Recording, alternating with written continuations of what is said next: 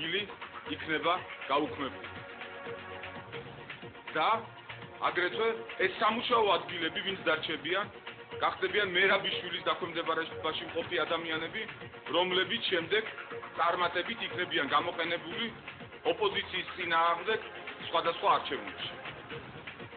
Სოციალ-სუბარის აღშევახსნების დეპარტამენტთან არსებობს ჯარდობილ ვადამდელი გათავისუფლების საკითხთა შესწავლით კომისიას უმოქმედებაში ადანაშაულებს ომბუდსმენის განცხადებით, კომისია რეალურად არ მუშაობს გადაწყვეტილებებს დეპარტამენტში იღებენ. სუბარის თვითებით ამის ხმის საფუძველს 2008 წლის განმავლობაში სახალხო დამცველის ოფისის მიმართვაზე მომხდარი რეაგირება იძლევა. კონკრეტულ მოთხოვნაზე ომბუდსმენს აუსაბუთებელი პასუხები გასცეს, რისთვისაც სასამართლოსგან უკვე კონკრეტული პირების დაჯარიმებას ითხოვს. დეპარტამენტში კი ბრალდებებს უარყოფენ და სუბარის პოზიციას უსაფუძვლოს უწოდებენ. საჩვენების წარმომადგენელთა განმარტებით დეპარტამენტი კანონის ფარგლებში მოქმედებს. საღამოს 6 საათზე მოგვიტანეს ინფორმაცია, ვითომ დღის 3 საათზე ჩატარდა კომისიის სხდომა, რაშიც რა თქმა უნდა ეჭვი შევიტანეთ. მოვიტყოდეთ სხდომის ოქმი, ჩემი თანამშრომლები ეხლაც იქ არიან, მთელი დღის განმავლობაში ჩვენ ვერ მოვახერხეთ ოქმის მოპოვება, იმიტომ რომ ასეთი ოქმი არ არსებობს. ბოლოს სიტყვიერად გამგვიცხადეს და დაგვიდასტუროს, რომ ასეთი ოქმი მართლა არ არსებობს. ზეპირად ჩატარდა თორმე სხდომა, ჩვეულებრივ თვითონ შეკრებაზე ეს კომისია განიხილავს დღეში დაახლოებით 305-მდე შეავდებული განცხადებად. ეს ნიშნავს, რომ ერთი განცხადების განხილვას უნდებიან 30 წამი. საუკეთესო შემთხვევაში 80 წამი ეს არის წარმოუდგენელი, ეს არის გამორიცხული. ეს კიდევ ერთხელ ნიშნავს, რომ ეს კომისია არსებობს ქაღალდზე და ხდება პოლიტიკური გადაწყვეტილებების გაფორმება მოგვიანებით. ხელისუფლებასთან სანამ ისინი მოვიოდნენ ხელისუფლებაში, მანამდე მეგობრობდი მიშა სააკაშვილის გარდა თვითონ ყველა პიროვნებას ვიცნობდი. დაწყებული ოქროაშვილით, ეს იყო პირველი ადამიანი, რომელიც თავის იურიდიული კომპანიის მოსახურებას ვიწევდა. ამის შემდეგ ოქროაშვილის შემდეგ დავიცანე სამი თავიანთი სამეგობრო წრე, ძალიან ახლობლობდი ზურაბადეიშვილთან, კოტე კულაშვილთან, ასევე მერაბიშვილთან.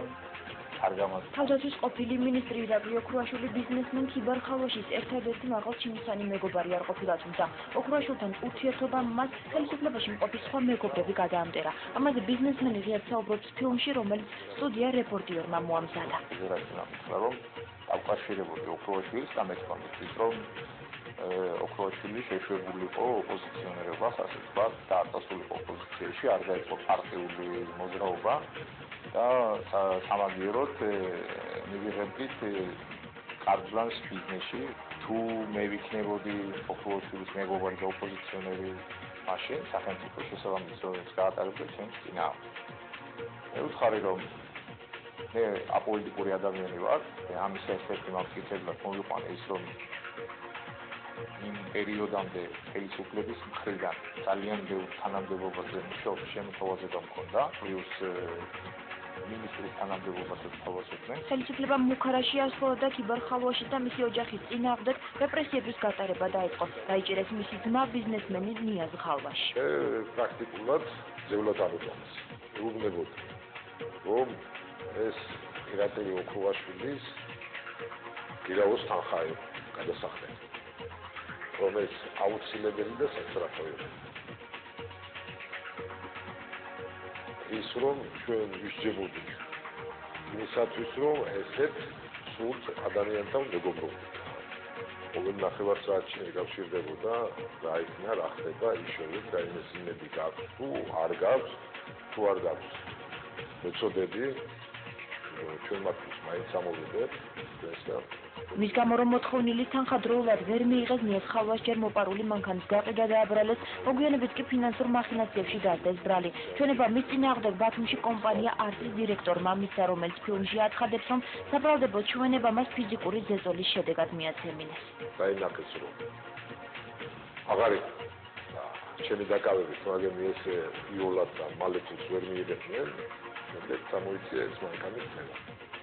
ის პარტაკანი ხო გამომძიებდა სამშობლოში. მოხდა გამიცი გერჩივნოს. ამ ბრალდებით აგაკავთ.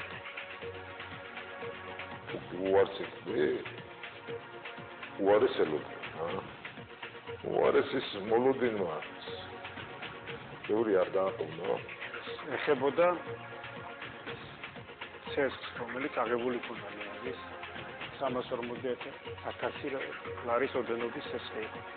მათ აინტერესებდათ, რომ ესე იგი ეს იყო ფალსიფიკაცია და არ იყო ნამდვილად შეფერება, ისი ნამდვილად არ შეეფერებოდა რა.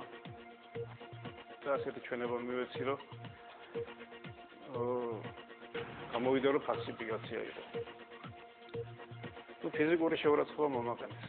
პარალელურად ზეწოლები მიმდინარეობდა ქიბარ-ხალვაშის კუთვნილი კომპანიების ხელმძღვანელებზე. ამ დროს უკვე დაკავებული იყო კომპანია IBC-ს ხელმძღვანელი. ამ თურქულ სამშენებლო კომპანიაში ქიბარ-ხალვაშმა წელი თავდაცვის სამინისტროს დაკვეთების შესასრულებლად გლდანის ციხის და გორის სამხედრო ბაზის ასაშენებლად იყიდა. შესყიდვის სწორედ ეს ხელშეკრულება ირაკლი ოქროაშვილის საბრალდებო დოკუმენტით ფიგურირებს. თითქოს მან მეგობარ-ხალვაშის კომპანიას სამშენებლო სამუშაოების შესრულება ტენდერის გარეშე დაავალა. აქტიურად სახელმწიფოს მხრიდან მოთხოვნა იყო ტენდერის გარეშე გაეკეთებინა ამ სამშენებლო კომპანიის შესრულება სამუშაო.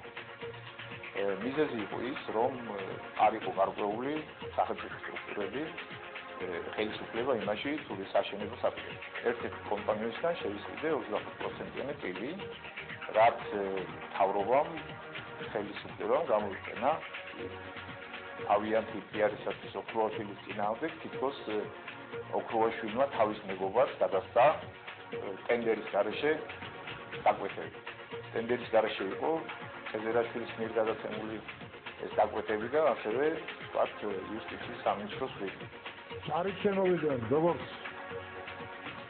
ციხის მშენებლობაზე და წაგვათვეს ყველაფერი, ასევე გორის სამხედრო ბაზის მშენებლობაზე და იქაც წაგვათვეს ყველაფერი. გამოცხადდა ძებნა პრიზის დირექტორ ამერუაძეზე და მოკლედ ტერორი ხორციელდება რა ჩვენი კომპანიების მიერ. ხელისუფლების მხრიდან თანხის მოთხოვნის გამო ბიზნესმენი იძულებული გახდა თურქი პარტნიორებისთვის კომპანია IBC-ს აქციების სრული პაკეტის სანაცვლოდ მისი კუთვნილი სხვა კომპანიების წილები შეეთავაზებინა. თურქებისგან შეწყებული სამშენებლო კომპანია კი ხელისუფლებისთვის დაეთმო. როგორც ფილმში ხალვაში აცხადებს, ამ გარიგებაზე ხელისუფლებაც წავიდა, თუმცა მოგვიანებით კომპანიის მიღების შემდეგ მათ თურქ ბიზნესმენებს დაპირებული წილები აღარ გადაუფორმეს, რასაც თურქები დღემდე აპროტესტებენ. თურქებთან მოლაპარაკება მქონდა ესეთი, რომ ესე იგი ეგენით მოვდნენ წილს IBC-ში და პრიზაში, რომელიც იყო ჩემიზის და გუგუას კომპანია და შესაბამისად მე უნდა დამეთმო წილი ამში. ხალვაშის შემოთავაზებას დათანხმდნენ თურქი პარტნიორები და ღამის 3 საათზე წილი გადაუფორმეს ხელისუფლებისთვის სასურველ წილებს. IBC-ს წილები გადააფორმეს ვიზეც უნდა, მაგრამ არტის წილები არ გადააფორმეს და დარჩა ჩვენი. აქტიურად ეს იყო ის, რომ მე მომაწყვევინე ჩემი პარტნიორები.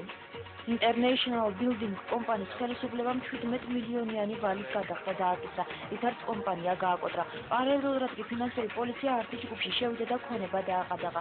ამის შემდეგ ბიზნესმენის თქმით მან ხელისუფლებისგან ბიზნესის ხელშეწყობის დაპირება მიიღო, თუ კი ის საპრეზიდენტო არჩევნებს დააფინანსებდა. ხალვაშის უარს კი არტის ჯგუფის კუთვნილი საწყობების გადაწვა მოყვა. ზარალი დღემდე აუნაზღაურებელია. ხელისუფლებამ ხალვაშის კუთვნილი სუპერმარკეტების ქსელი ლიბოც დაუკა. როგორც მახსოვს, ყოფის მიხედვით შრეკის მიზეზი იყო ეჭვი იმის შესახებ, რომ თავს ვარიდებდით საბაჟო გადასახადებს. რეალურად კი იმ დროისთვის უკვე 2 წლის გაუქმებული იყო საბაჟო გადასახადები, ყოველ შემთხვევაში იმ საქონელზე, რომლის იმპორტსაც ჩვენ ვაწარმოებდით. მათი აზრით, არტი ფინანსურად ეხმარებოდა ოპოზიციას და ჩვენს წინააღმდეგ სანქციები ამიტომ ამოქმედეს. მე გენერალური დირექტორი ვიყავი და ვიცი, რომ კომპანია არანაირ პოლიტიკურ დაფინანსებას არ აწარმოებდა, რომ დაიფინანსებინა. ეს არ შეიძლებოდა ყოფილიყო არტის წინააღმდეგ განხორციელებული სანქციების სამართლებრივი საფუძველი. თურმე მონოპოლიზმი ყოფილა ის, რომ მრავალი სახეობის პროდუქციას ვიდით ჩვენ. და ეგულინკივა ქვეყნის პრეზიდენტმა ისიც არის ის რა არის მონოპოლია. მონოპოლია არის ერთი სახეობის მხოლოდ ერთი კომპანია, რომელიც ქვეყანაში.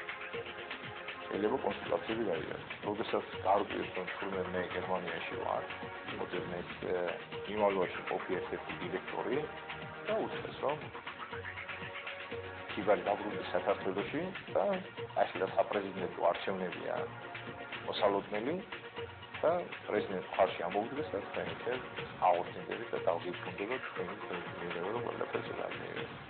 სააკაშვილის ხარდაჭერას მე აღარ გამოვიდები არა. აქედან გამომდინარე ორი უცხარი რატომ ვაცეს არ მოიწონათ და დაემუქრნენ რომ აგვანადგურებზე.